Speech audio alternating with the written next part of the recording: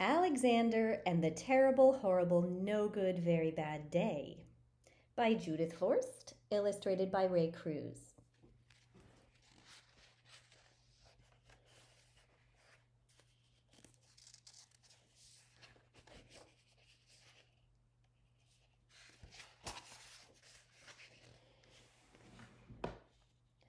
I went to sleep with gum in my mouth, and now there's gum in my hair. And when I got out of bed this morning, I tripped on the skateboard, and by mistake, I dropped my sweater in the sink while the water was running, and I could tell it was going to be a terrible, horrible, no good, very bad day.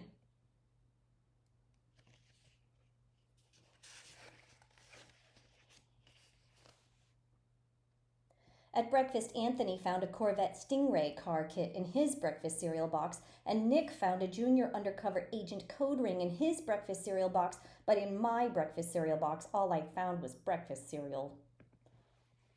I think I'll move to Australia.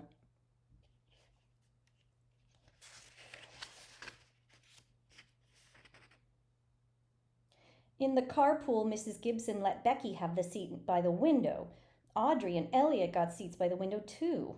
I said I was being scrunched. I said I was being smushed. I said, if I don't get a seat by the window, I am going to be carsick. No one even answered. I could tell it was going to be a terrible, horrible, no good, very bad day.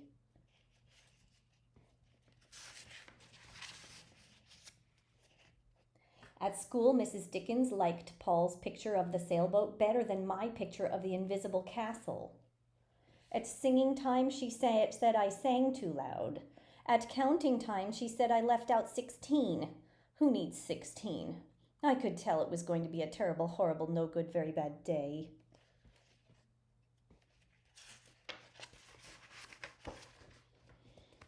I could tell because Paul said I wasn't his best friend anymore. He said that Philip Parker was his best friend, and that Albert Moyo was his next best friend, and that I was only his third best friend.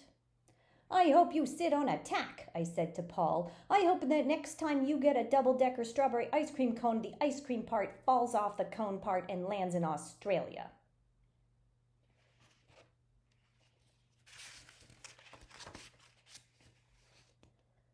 There were 2 cupcakes in Philip Parker's lunch bag, and Albert got a Hershey bar with almonds, and Paul's mother gave him a piece of jelly roll that had little coconut sprinkles on the top. Guess whose mother forgot to put in dessert? It was a terrible, horrible, no good, very bad day.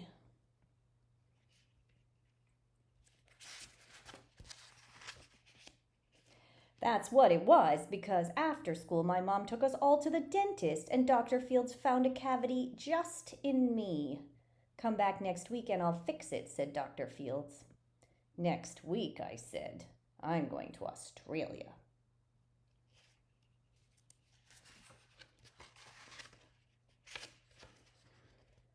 On the way downstairs, the elevator door closed on my foot, and while we were waiting for my mom to go get the car, Anthony made me fall where it was muddy, and then when I started crying because of the mud, Nick said I was a crybaby, and...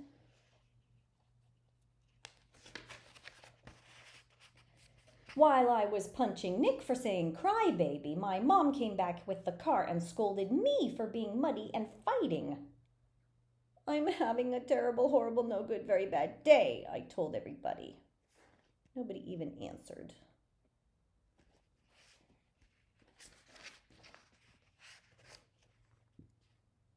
So then we went to the shoe store to buy some sneakers. Anthony chose white ones with blue stripes. Nick chose red ones with white stripes. I chose blue ones with red stripes, but then the shoe man said we're all sold out. They made me buy plain old white ones, but they can't make me wear them.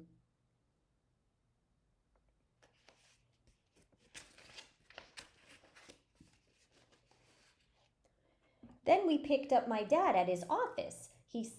When we picked up my dad at his office, he said I couldn't play with his copying machine, but I forgot. He also said to watch out for the books on his desk, and I was careful as could be except for my elbow. He also said don't fool around with his phone, but I think I called Australia. My dad said, please don't pick him up anymore. It was a terrible, horrible, no good, very bad day.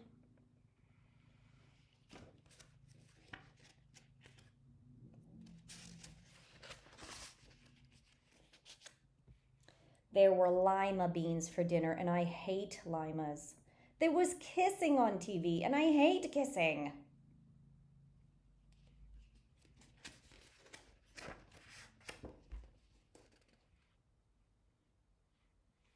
My bath was too hot. I got soap in my eyes. My marble went down the drain, and I had to wear my railroad train pajamas. I hate my railroad train pajamas.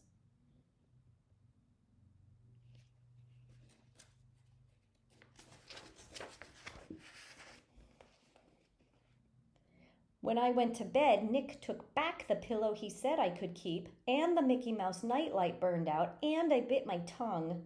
The cat wants to sleep with Anthony, not with me. It has been a terrible, horrible, no good, very bad day. My mom says, some days are like that.